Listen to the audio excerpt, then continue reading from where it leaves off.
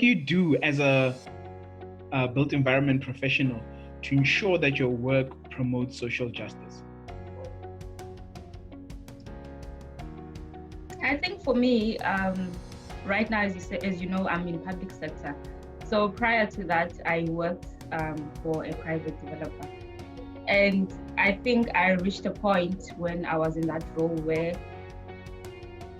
I felt that I needed to pursue work that was more meaningful, more impactful, and work where I could see the fruits of my efforts, like how they were affecting my the communities or the groups that I was delivering services to.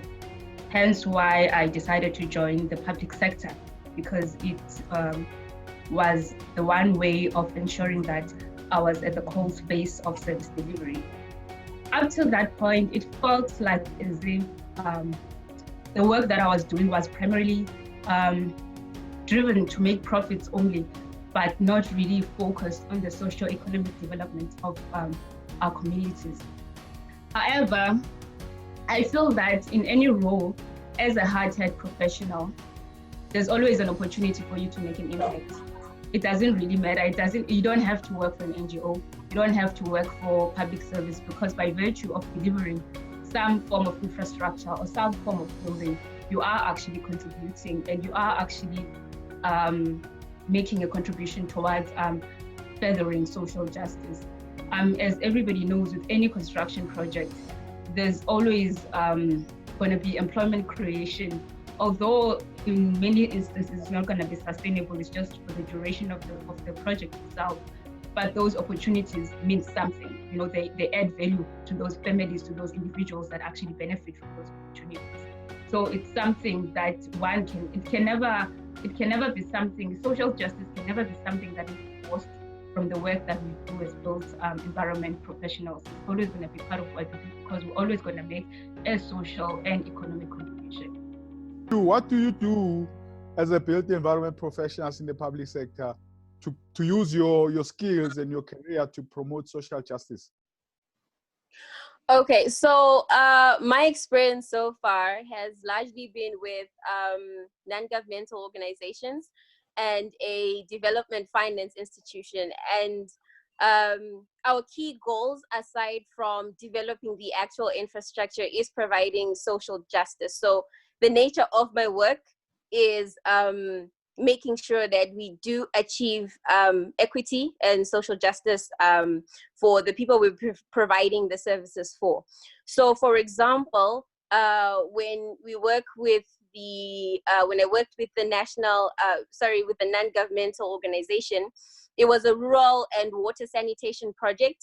And before you can even start anything in that field, there is so many consultative meetings, stakeholders engagement to make sure that we and the beneficiaries are on the same page. We know that whatever facility we're providing for them is something that meets their particular need.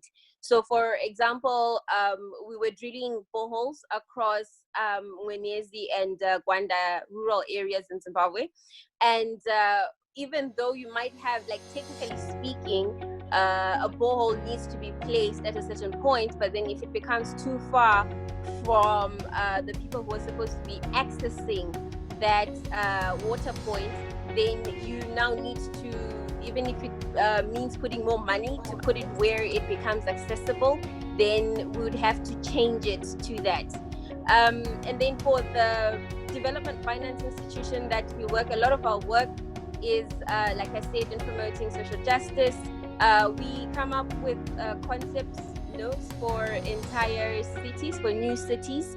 And of course, that again involves a lot of stakeholder engagement. It involves a lot of contributions from several different advocacy groups that make sure that there is their education facilities, their health facilities, they're just green spaces where children can play.